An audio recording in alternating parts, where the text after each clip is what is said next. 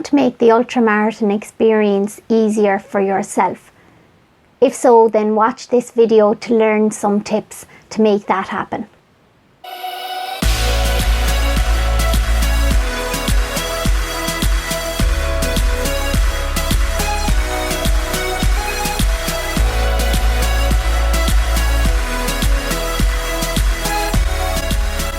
Hello everyone, welcome back to my channel. Today I just want to talk to you about some tips to make your ultramarathon experience 1, more enjoyable, and 2, more productive.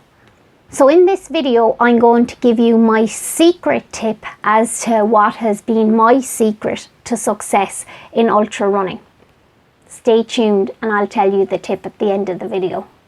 So just to give you a small bit of background about my ultramarathon experience, well, I did my first 10k in 2012. I did my first marathon in October 2014. I did my first ultramarathon, which was a 50k, in February 2015. I did my first 12-hour race in July 2015. And I did my first 24-hour race in February 2017.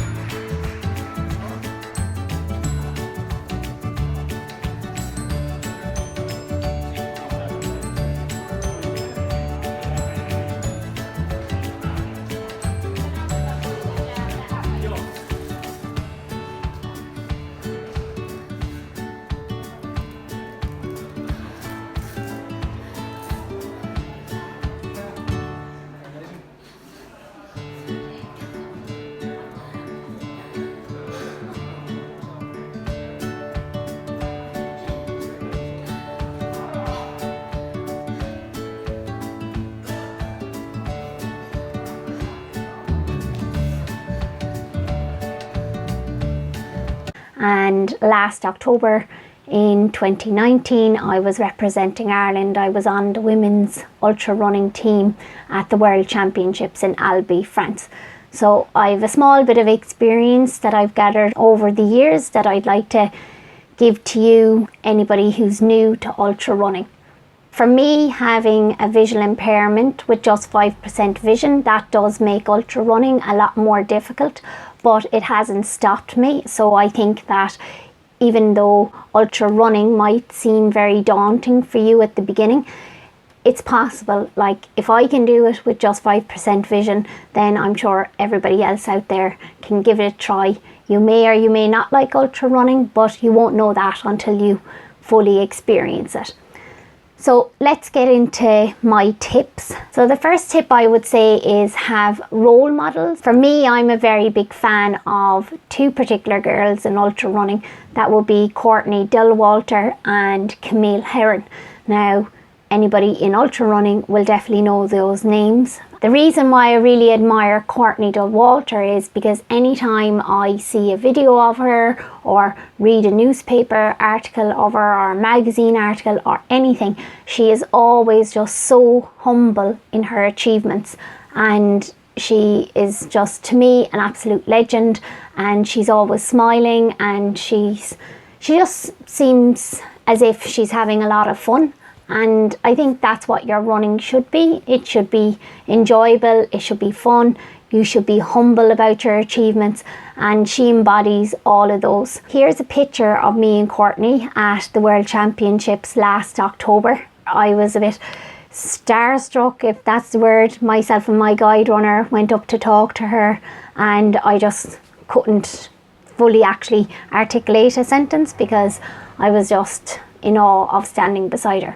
Another person in ultra running who I admire is Camille Herron. The thing about Camille is she absolutely loves running, And I think anytime you talk to her, you will definitely know that. Anytime she does an interview, you will know that.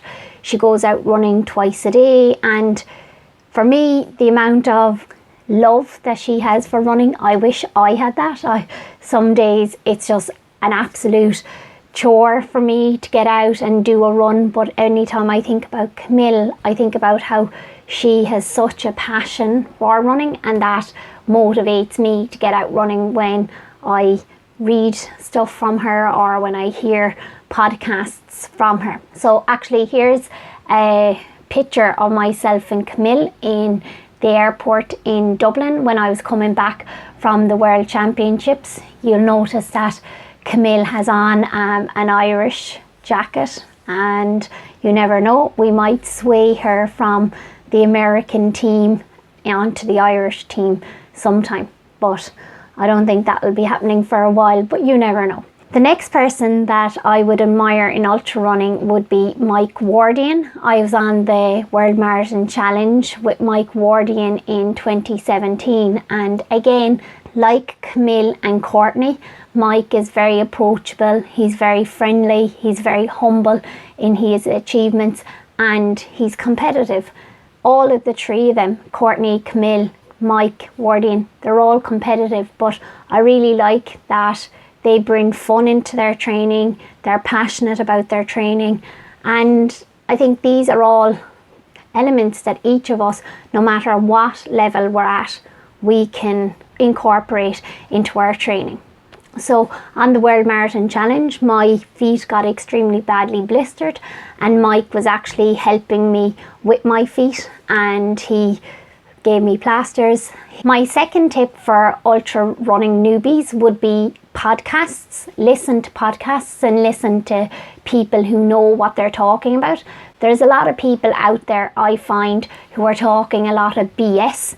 Learn from people who are in the know. For me, a podcast that I really enjoy is John O'Regan, No Finish Line. That features athletes' interviews, and he talks with runners and different people about the motivation around running.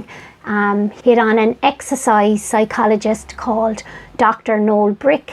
I found that podcast extremely interesting. So let's have a listen to one of John's podcasts now. I'll just play a small snippet. Welcome to No Finish Line, a podcast with John O'Regan, sponsored by Great Outdoors Dublin.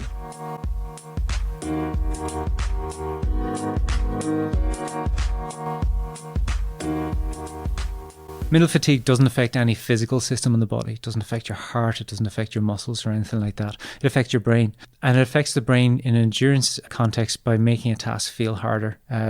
So it's one factor that has a negative impact on perception of effort, and it increases it for the same speed. And in doing so, impacts on your endurance performance.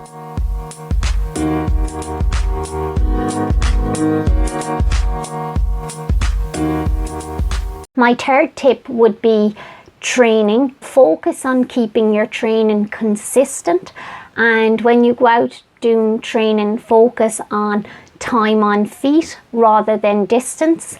Also, maybe try and get an experience in doing marathons. For me, with my training runs over the years, on a Sunday or whatever day I do my long run, I would try and go out and spend at least 2 to 3 hours on my feet.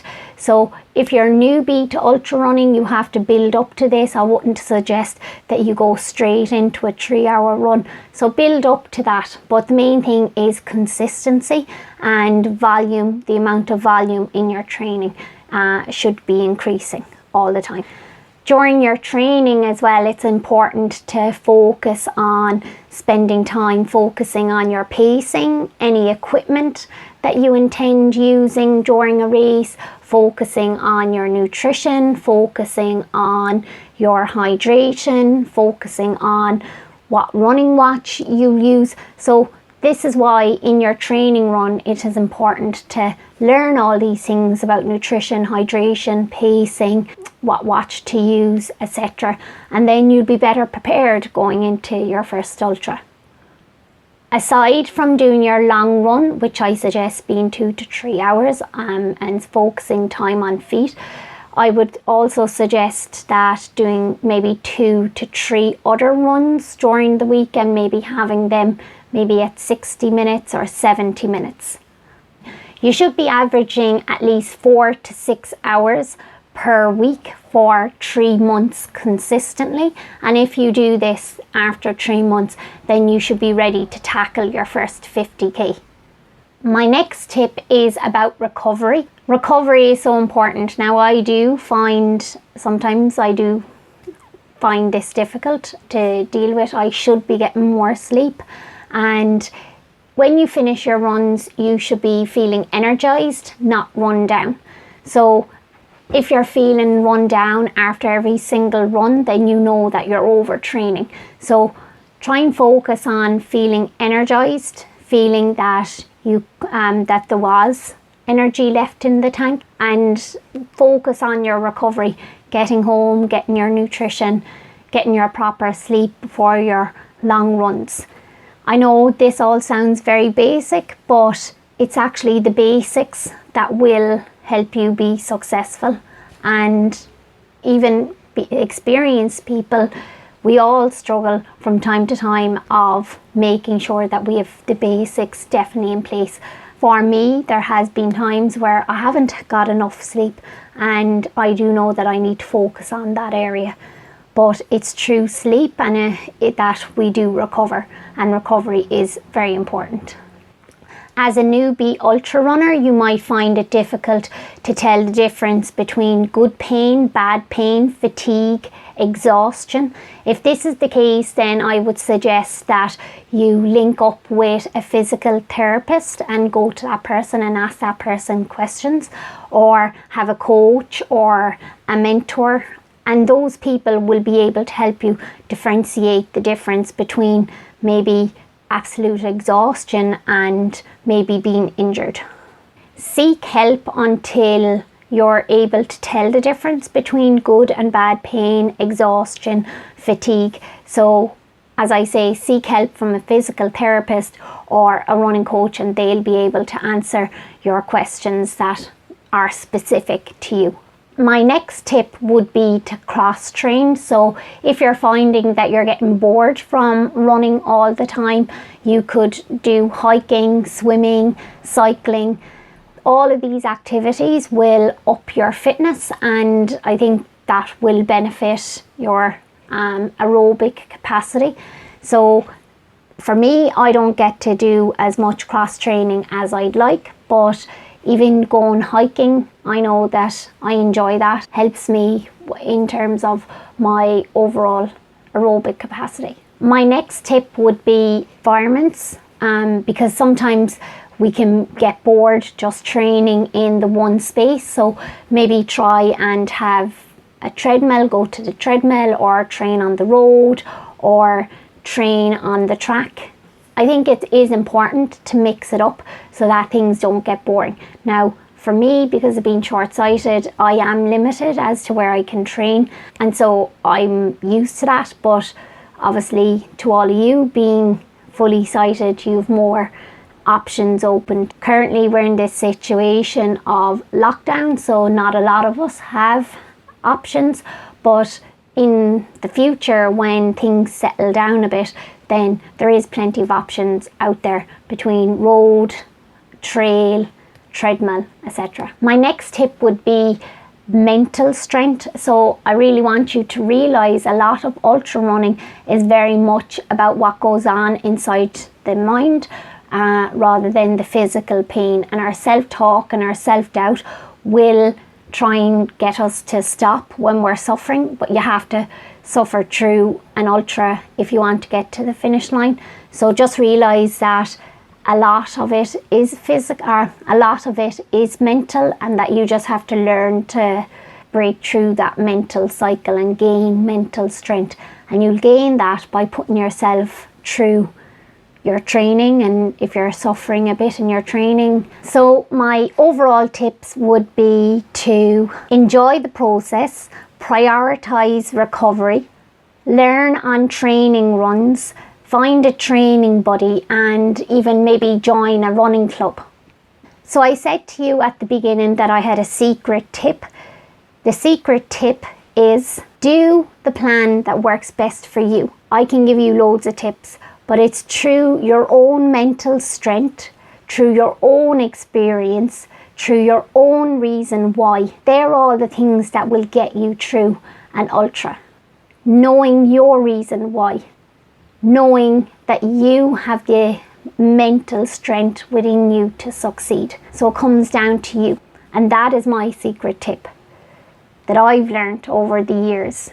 In my ultras, when I've been at my lowest points in 12-hour races at 3 a.m. in the morning, at 4 a.m. in the morning, you can listen to all the podcasts in the world, but the inner strength has to come from you. And that's what will be your success.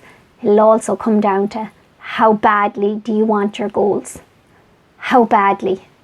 Learn from others, but do the best plan that suits your body, your lifestyle, and your experience. You know best what works for you and what doesn't work for you, so trust yourself. This secret might sound very basic, but by doing what works best for you will lead to your ultimate success. So if you've enjoyed this video, guys, give it a like, give it a thumbs up, and subscribe to my channel to hear more content such as this, and I'll chat to you again soon. Bye.